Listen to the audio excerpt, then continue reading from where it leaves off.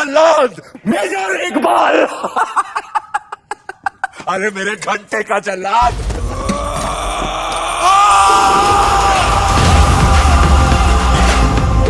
Action.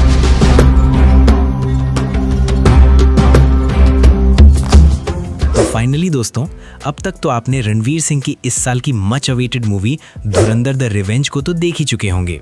और अगर आपने अभी तक इस मूवी को नहीं देखा है तो आपको ये मूवी एक बार ज़रूर देखना चाहिए, क्योंकि ये एक ऐसी मूवी है जिसने 4 सेकंड की रील्स देखने वाली जनरेशन को 4 घंटे की फिल्म देखने के लिए लाइन में खड़ा कर दिया है।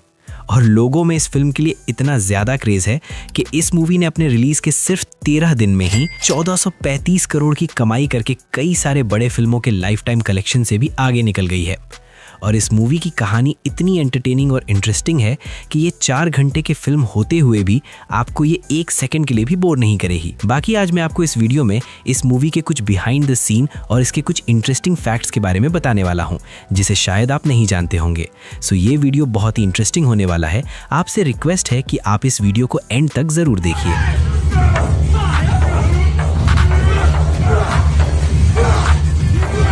धुरंधर द रिवेंज इस साल की बेस्ट स्पाई एक्शन थ्रिलर वाली फिल्मों में से एक है, जिसकी ऑलमोस्ट पूरी शूटिंग को इसके फर्स्ट पार्ट के साथ ही शूट कर लिया गया था।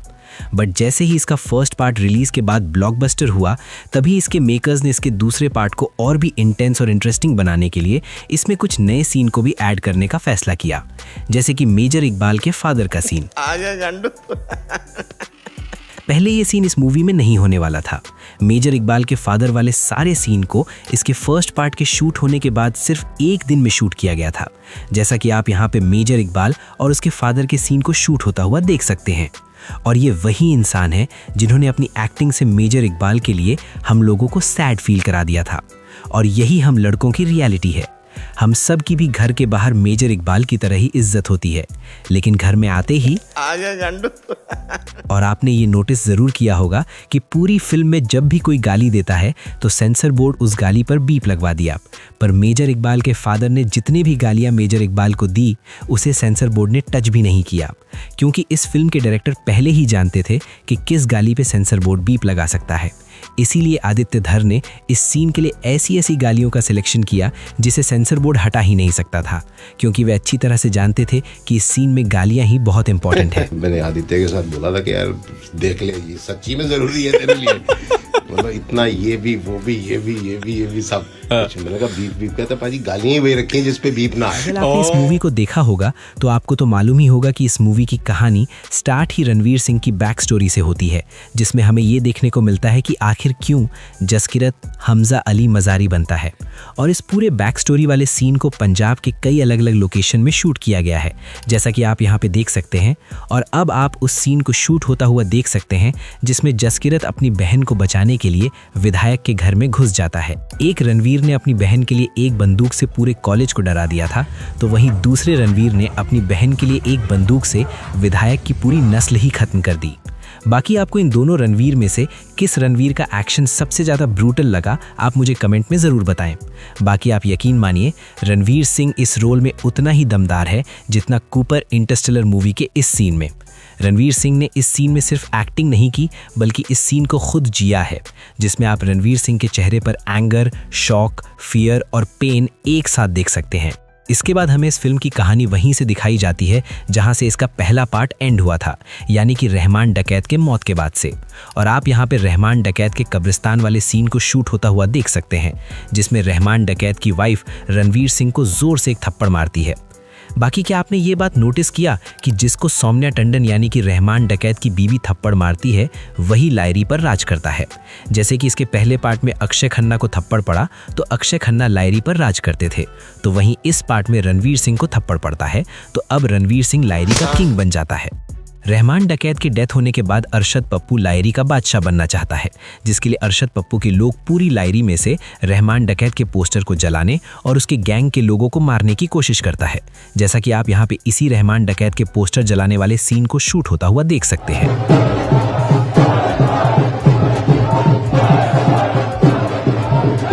और फिर इसके बाद हमजा उजैर को विश्वास दिलाता है कि रहमान डकैत को मारने में अरशद पप्पू का ही हाथ है, और फिर उजैर और हमजा दोनों मिलकर अरशद पप्पू के आदमियों को चुन चुनकर मारने लगते हैं। और यहाँ पे आप उसी सीन को शूट होता हुआ देख सकते हैं जिसमें आप देख सकते हैं कि एक बंदे को रियल आग लगाकर जलाया जा रहा है, और फिर सीन शूट होने के बाद क्रू मेंबर को उस आग से लिपटे एक्टर को बचाते हुए भी देख सकते हैं।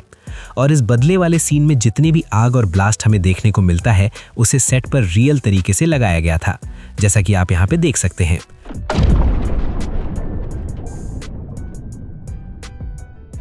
और फिर इसके बाद अब संजय दत्त की एंट्री होती है, जिसे इन दंगों को रोकने के लिए भेजा जाता है। और आप यहाँ पे संजय दत्त और एम्बुलेंस वाले सीन को शूट होता हुआ देख सकते हैं। और फिर फाइनली संजय दत्त इन दंगों को कुछ इस तरह से कंट्रोल कर लेता है, जैसा कि आप यहाँ पे देख सकते हैं। और फिर इसके बाद हमें इस मूवी का मोस्ट ब्रूटल सीन देखने को मिलता है, जिसमें उजैर पप्पू डकैत को पकड़ लेता है और लायरी के बीच सड़कों पर उसका सर धड़ से अलग कर देता है, और फिर उसके सर से फुटबॉल खेलने लगता है, जिसे कुछ इस तरह से डुप्लीकेट और प्रोस्थेटिक सर की हेल्प से शूट किया गया था, जैसा कि आप यहाँ पे देख सकते हैं। आपकी जानकारी के लिए बता दूं कि ये सीन ओरिजिनली में और ब्रूटल और लगभग 30 सेकंड और लंबा था, जिसे सेंसर बोर्ड ने हमें काट के दिखाया है। और इस कटे हुए सीन के कारण ही सब लोग उजैर बलोच को बेस्ट फुटबॉलर मानने लगे हैं। Who is your favorite footballer? Ronaldo और मेसी? उजैर बलोच। और ठीक इसी तरह से इस लड़के को भी बेस्ट ड्राइवर मानने लगे हैं। और सब लोग इस लड़के का कंपेयर सलमान खान से करने लगे हैं, जो संजय दत्त के गाने पर ही संजय दत्त की फील्डिंग सेट कर देता है। पर आप ये जानकर चौंक जाएंगे कि इस पूरे संजय दत्त को कार से उड़ाने वाले सीन को 3 अलग-अलग जगहों पर शूट किया गया है, जैसा कि आप सुन सकते हैं। 3 जगहों पे हुई है। One is Leh Ladakh, the panning shot that you saw, the first shot जिसमें कैमरा मेरे पे आता है, and then the driving scenes that you saw was all done in Chandigarh. Yes, Chandigarh में हम लोग ने पूरा ड्राइविंग सीक्वेंस किया था, and then the third location where you see all my close-ups, those expressions that people are really giving love to. So that we shot in Goregaon. इस movie को देखने के बाद मैं बस इतना कहना चाहूंगा कि भगवान दुश्मन दे दे वो कबूल है, पर पिंडा जैसा दोस्त ना दे। साले ने हमजा के साथ साथ हमें भी हार्ट अटैक दे दिया था। की याद नहीं आई तुझे जस्सी? और जब ये सीन मूवी में आता है तो जितना इस सीन में हमजा अली मज़ारी की नहीं फटी होगी, उससे कहीं ज्यादा थिएटर में बैठे लोगों की फट गई थी। और लोग बस यही सोच रहे थे, हे भगवान अब इसका क्या होगा। और यही सेम फीलिंग इसके फर्स्ट पार्ट के इस सीन को देखकर हुआ था। बाकी आपको इन दोनों सीन में से कौन सा सीन सबसे ज्यादा शॉक किया था, आप मुझे कमेंट में जरूर बताएं।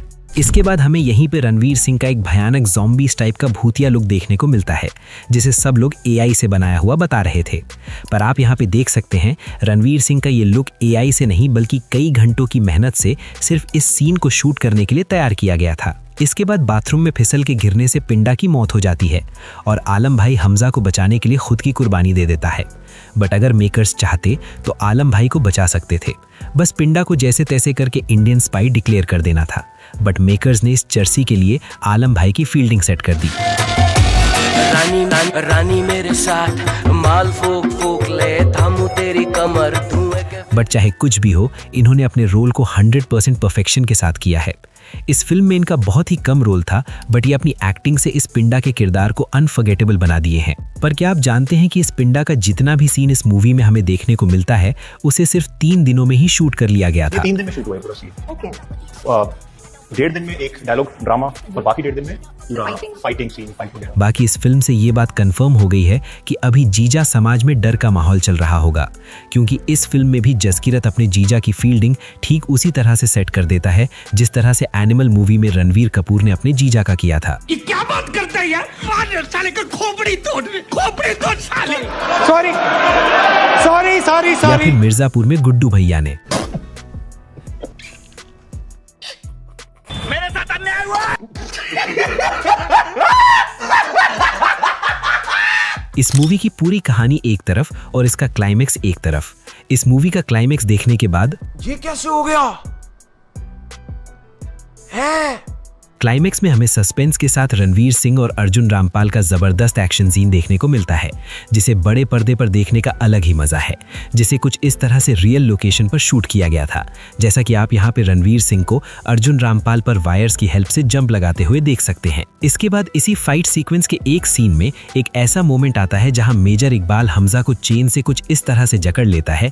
तब हमजा यहाँ पे सेम वही मूव और ट्रिक लगा के बाहर निकलता है, जिसे वो अपने ट्रेनिंग के दिनों में सीखा था। जैसा कि आप यहाँ पे खुद ही देख सकते हैं कि ये दोनों सीन कितना सिमिलर है, और आप इस सीन को यहाँ पे शूट होता हुआ भी देख सकते हैं। और फिर इसके बाद हमें ये लास्ट सीन देखने को मिलता है जिसमें हमजा मेजर इकबाल को एक ऑयल से भरे ट्रेन पे डुबाकर उड़ा देता है। इस सीन के लिए मेकर्स ने सबसे पहले एक डमी ऑयल टैंकर को कुछ इस तरह से बनवाया और फिर इस ऑयल टैंकर को शूटिंग लोकेशन पर प्लेस करके इसे कुछ इस तरह से रियली में ब्लास्ट किया गया, जैसा कि आप इस ऑयल टैंकर को ब्लास्ट होते हुए देख सकते हैं। बाकी अगर आपने महाभारत और इस मूवी को देख लिया होगा तो आपको तो मालूम ही होगा कि जिस तरह से शकुनी ने मेरे बच्चे बोल के पूरे कुरु वंश को खत्म करवा दिया था, ठीक उसी तरह से जमील जमाली ने भी इस मूवी में मेरा बच्चा है तू बोल के पूरा पाकिस्तान साफ कर दिया। मेरे बच्चे कर दी ना मूर्ख। तो फिक्र मत करना, हूं ना, मैं संभाल लूंगा, बच्चा यार तू मेरा। बाकी इस मूवी की कहानी इतनी गोटेड है कि इसके हर एक साइड कैरेक्टर पर एक फुल लेंथ मूवी बन सकती है और वो फिल्में भी धुरंधर की ही तरह हिट भी होगी, चाहे वो आलम भाई का कैरेक्टर हो या फिर पिंडा का या फिर रिजवान का। जरा सोचिए, हमजा की स्टोरी इतनी दर्दनाक थी तो आलम भाई की बैक स्टोरी कैसी होगी। और मैं तो आलम भाई की बैक स्टोरी जानने के लिए बहुत एक्साइटेड हूँ। आप इस फिल्म के किस साइड कैरेक्टर की स्टोरी जानने के लिए एक्साइटेड हैं, आप मुझे कमेंट में जरूर बताएं। तो चलिए, this is the end of this video, और अगर आपको ये वीडियो पसंद आया हो तो do like this video, share, comment and don't forget to subscribe VFX वाला।